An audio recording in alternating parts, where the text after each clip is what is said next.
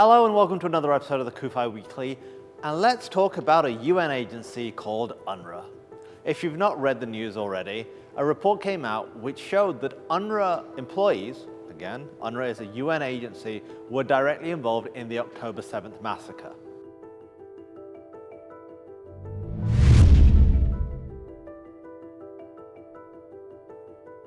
There were reports of UNWRA employees who held hostages. Some actually went and took hostages from Israel. Now, this isn't news to anyone who's been following all the groups which have tried to expose UNWRA. UNWRA is an organization, the United Nations Works and Relief Agency, which deals with one group of people, Palestinian refugees. And even its definition of refugees is different from every other single definition. There is one agency which deals with every single refugee on the planet, and another agency which just deals with Palestinian refugees. And their definition of what a refugee is also different. For example, if you're a refugee from a country and you then become a citizen of, say, the United States, you're no longer a refugee, you're a citizen of the United States. But from the UNWRA definition, if you are classed a Palestinian refugee and then you become a citizen of America, you are still a refugee. And all of your descendants are still seen as refugees. So you could have been living in the United States for 5 generations as US citizens, but you're still considered refugees, creating a crisis which is never ending.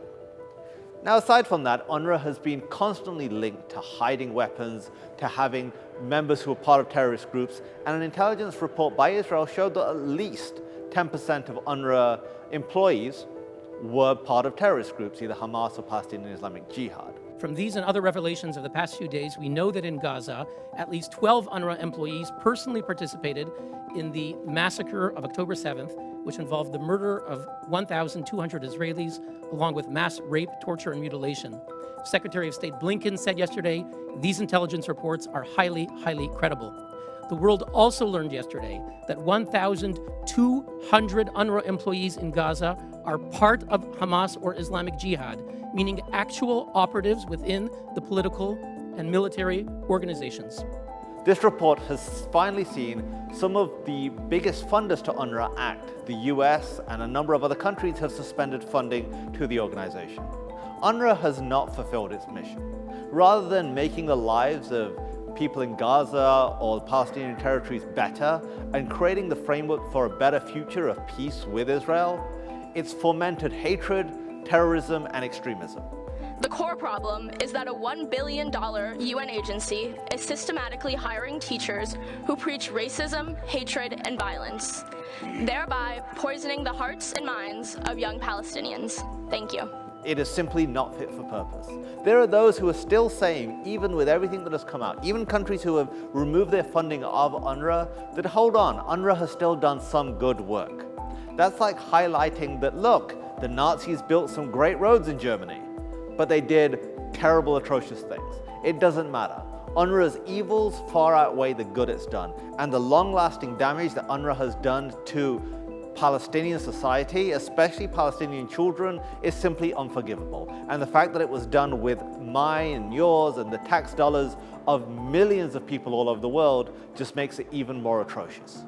In March, together with Impact SC, we identified 133 UNWRA teachers and staff who promoted hate and violence in social media. In June 2022, we released a report called UNWRA's Teachers of Hate. It included the following Facebook post by Elham Mansour, quote, an UNWRA teacher, quote, by Allah, anyone who can kill and slaughter any Zionist and Israeli criminal and doesn't do so doesn't deserve to live. Kill them and pursue them everywhere. They are the greatest enemy. All Israel deserves is death. This is an UNWRA teacher statement on Facebook. We sent it to the UN. They did nothing.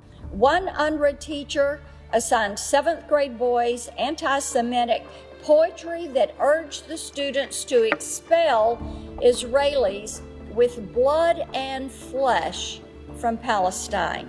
Over the weeks and months, people will argue that we shouldn't defund UNWRA, that UNWRA is somehow the answer, even though they've been the problem for decades.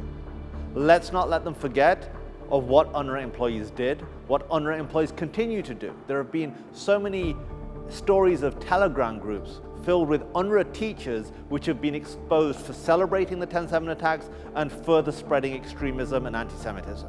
We have a responsibility that we don't allow UNWRA to get its funding back to further damage the prospects of peace in the region. UNWRA is not the solution. UNWRA is core to the problem in the region.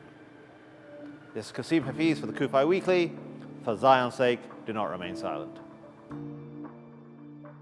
Thanks for checking out this episode. Be sure to like and subscribe so you get a notification every time a new episode hits.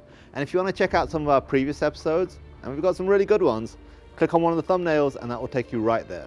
And finally, if you want to know more about CUFI and the work we do, go to cufi.org to check out all the resources we have available free to you.